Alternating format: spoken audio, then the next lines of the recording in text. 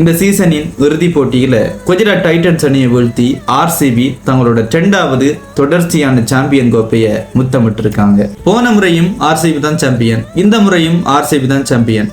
ஈசாலா cup நம்தேண்டி ஏங்கிய காலம் போய் back to back cup அடிச்சு ஒட்டுமொத்த கிரிக்கெட் உலகையும் தங்களோட பக்கம் திரும்ப வச்சிருக்காங்க.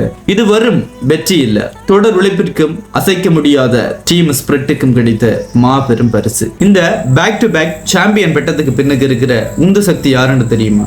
நம்ம கிங் கோலி தான். 156 ரன்கள் அந்த இலக்கு நோக்கி ஆர்சிபி களமிறங்கிட்டப்போ மிடில் ஆர்டர்ல விக்கெட்டுகள் சரிஞ்சு பிரஷர் உச்சகட்டத்தை தொட்டுச்சு.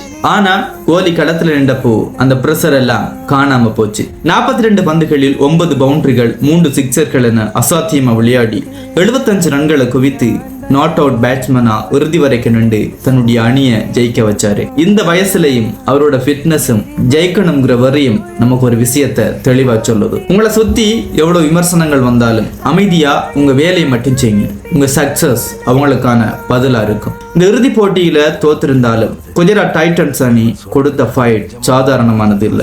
ஆரம்பத்துல விக்கெட்டுகள் சரிஞ்சாலும் வாஷிங்டன் சுந்தரோட அதிரடி அரைச்சதமும் அசத் கானோட கடைசி நேர சிக்ஸர்களும் அவங்களோட விடாமுயற்சியை காட்டுச்சு. அதே போல இந்த சீசன்ல நம்ம பேச வேண்டிய முக்கியமான ஒரு சிங்கம் ராஜஸ்தான் ராயல்ஸ் அணியோட இளம் புயல் வைபவ் சூரியவன்சி. ஃபைனல்ல ஆர்சிபி ஜெயிச்சிருந்தாலும் இந்த 2026 ஐபிஎல் சீசன் முழுவதுமே தன்னுடைய அசாத்தியமான பேட்டிங்கால ஒட்டுமொத்த கிரிக்கெட் உலகையை மிரள வச்சு பிளேயர் ஆஃப் த சீரீஸ் விருதை தட்டி தூக்கி இருக்காரு. வயசோ அனுபவமோ முக்கியம் இல்ல, வாய்ப்பு கிடைக்கிறப்போ திறமைய முழுசா வெளிப்படுத்தினா ஒட்டுமொத்த உலகமும் உங்களை அண்ணாந்து பார்க்குங்கிறதுக்கு ஆக சிறந்த உதாரணம் வைபவ் சூரியவன்சி.